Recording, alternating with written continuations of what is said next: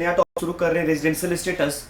Last class में थोड़ा सा मैंने ब्रीफ दिया था आपको रेजिडेंशियल स्टेटस का, और हमने कहा था कि देखिए जब भी आप टोटल इनकम निकालने की बात करेंगे, चाहे आपका एसएससी कोई भी हो, सेक्शन 2 से 2 सबसेक्शन 31 में जितने भी पर्सन थे, अगर उनका टोटल इनकम निकालना है तो आपको उनका रेजिडेंशियल स्टेटस मालूम होना चाहिए। और हमने इंडिविजुअल का स्टेटस निकालना शुरू किया था। कहा गया कि देखिए हमारे इंडिया में जो रेजिडेंशियल स्टेटस निकालने का जो प्रोविजन है वो सिटीजनशिप बेसिस पे नहीं है। मतलब आप कहें मेरे से आके कि मैं इंडिया का सिटीजन हूं, जरूरी नहीं कि आप इंडिया के रेजिडेंट होंगे। आप बोलें कि मैं इंडियन ओरिजिन का हूं, मैं इंडिया में पैदा हुआ हूं, इसीलिए मैं इंडिया का रेजिडेंट हूं, तो कहा गया द आंसर इज नो। हमारे यहाँ पे जो स्टेटस निकलेगा वो निकलेगा प्रेजेंस के बेसिस पे, फिजिकल प्रेजेंस के बेसिस पे।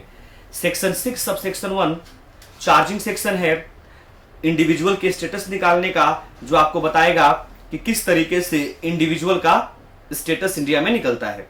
तो कहा गया कि देखिए आप सबसे पहले तो देखिए कि कौन से साल की इनकम निकाल रहे हैं, क्योंकि इनकम निकालने के लिए आपको स्टेटस निकालना होता है।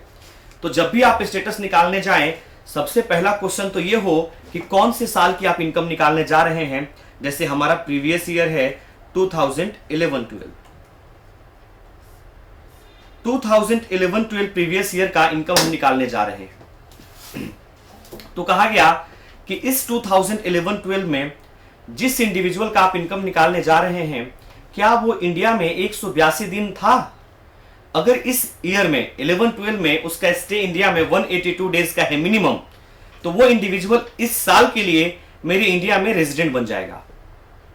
ठीक बात है। जैसे मान लीजिए हम एक एग्जांपल ले लेते हैं कि mister A leave India on 10-10-2011.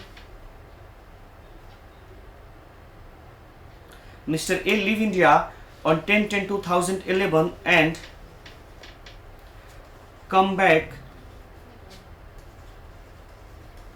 on 15th August 2012. Determine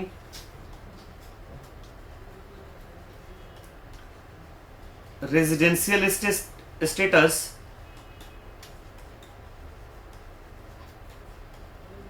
for previous year 2011-12।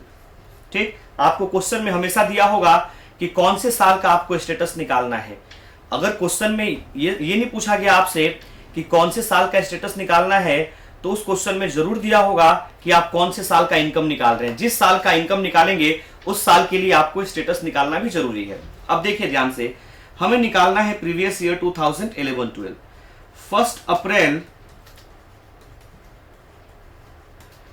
2011 से लेके मार्च 31 2012, ये 12 महीने का जो ब्लॉक है, इसी को हम बोलते हैं प्रीवियस ईयर 2011-12।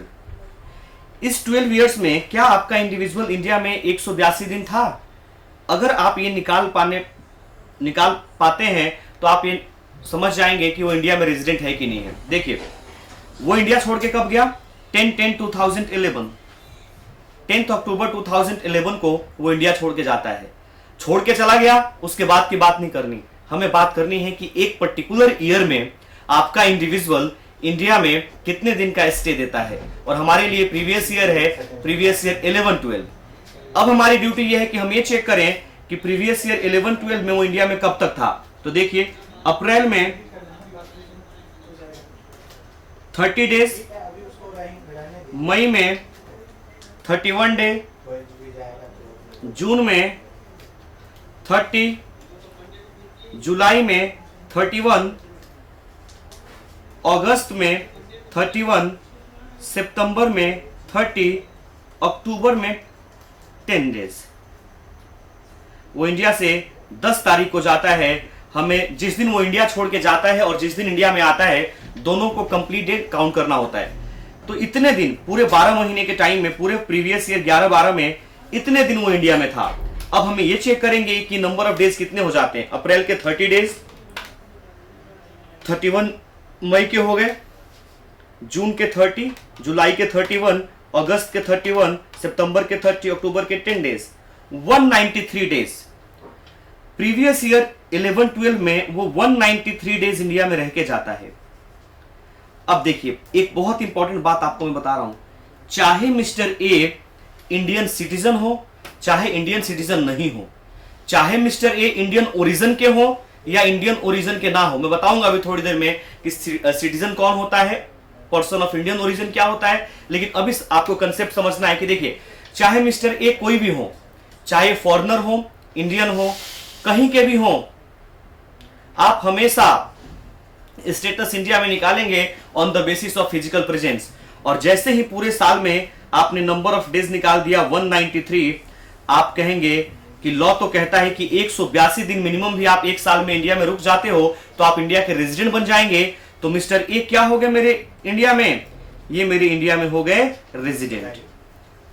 अब आपको ये देखने की जरूरत नहीं है कि ए है कौन, ये फॉरेनर है कि इंडियन है, पाकिस्तान के हैं, बांग्लादेश के हैं, वेस्ट इंडीज के हैं, अमेरिका के हैं, मेरे को उनके इस आइडेंटिटी से कोई मतलब नहीं है। जब हम इंडिया में स्टेटस निकालने की बात करेंगे तो हमारे इंडिया में जो स्टेटस निकालने का लॉ दिया गया वो दिया गया फिजिकल प्रेजेंस। कोई भी इंडिविजुअल किसी भी पर्टिकुलर ईयर में इंडिया के अंदर अगर मिनिमम 182 डे का स्टे दे देता है तो मेरे इंडियन इनकम टैक्स के लिए वो बन जाता है रेजिडेंट इंडिया। तो सबसे पहला क्वेश्चन कि इंडिविजुअल का रेजिडेंशियल स्टेटस निकालना है तो रेलिवेंट सेक्शन क्या है, सेक्शन 6 सबसेक्शन 1। सेक्शन 6 ने दो बेसिक कंडीशन दी है, बेसिक कंडीशन 1 और 2, और दोनों बेसिक कंडीशन के जो पॉइंट था वो लिखा हुआ था और, मतलब कि इन दोनों बेसिक कंडीशन में से कोई भी एक कंडीशन आप सेटिस्फाई कर दीजिए, आपका इंडिविजुअल इंडिया के लिए बन जाएगा रेजिडेंट। पहला बेसिक कंडीशन था stay in India for a minimum 182 days. अगर आप इंडिया में 182 दिन रुक जाते हैं, कब, किसी भी एक साल में, और किस साल में, तो जिस साल की इनकम हम निकाल रहे हैं। तो मान लीजिए आपके पास अमिताभ बच्चन आते हैं और कहते हैं कि मेरे को प्रीवियस ईयर 11-12 का मुझे इनकम निकालना है। आपका पहला क्वेश्चन तो यही होगा कि सर प्लीज इनकम निकालने से पहले आप अपना स्टेटस बता दीजिए कि प्रीवियस ईयर 11-12 में आप इंडिया के रेजिडेंट हैं कि नहीं है। अमिताभ बच्चन आपसे कहेंगे कि नहीं मैं कभी बाहर नहीं गया, प्रीवियस ईयर 11-12 में मैं हमेशा इंडिया में था। आप कहेंगे सर आपकी बातों को लॉ नहीं मानता, आप अपना पासपोर्ट दे दीजिए और पासपोर्ट से आप चेक करेंगे कि वो कब कब इंडिया से बाहर गए, साल के बीच में कब कब आए, क्या उन्होंने इंडिया में 182 दिन का स्टे दिया है। अगर मिस्टर अमिताभ बच्चन हमारे इंडिया में प्रीवियस ईयर 11-12 में 182 दिन का स्टे देते हैं, हम बोलेंगे yes mister Amitabh Bachchan is a resident India, वो इंडिया के रेजिडेंट हैं for the purpose of income tax law. तो चाहे कोई भी हो, चाहे फॉरेन नेशंस हो, चाहे इंडियन नेशंस हो, जब भी हम इनकम टैक्स में स्टेटस की बात करेंगे, स्टेटस होता है on the basis of physical presence. मान लीजिए 182 दिन का स्टे नहीं होता है, अगर 182 डेज का स्टे नहीं है तो क्या कोई इंडिया में रेजिडेंट नहीं हो सकता? तो कहा गया नहीं, उसके बाद भी इंडिया में रेजिडेंट हो सकते हैं। इसके लिए कहा गया minimum 60 days, 60 days during the relevant previous year. Relevant previous year का मतलब है वो प्रीवियस ईयर जिस साल की इनकम हम लोग निकाल रहे हैं। अगर 11-12 में आप 60 डेज भी रह गए तो आप इंडिया के रेजिडेंट हो सकते हैं, प्रोवाइडेड कि इसके पीछे के 4 सालों में plus 365 days in India during 4 preceding previous year.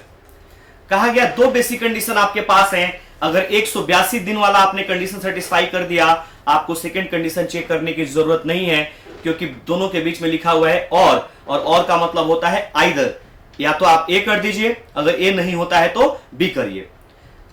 ए में 182 दिन का स्टे था, हमने चेक किया, अगर 182 दिन या उससे ज्यादा आप इंडिया में रह गए, आप इंडिया के लिए बन गए रेजिडेंट।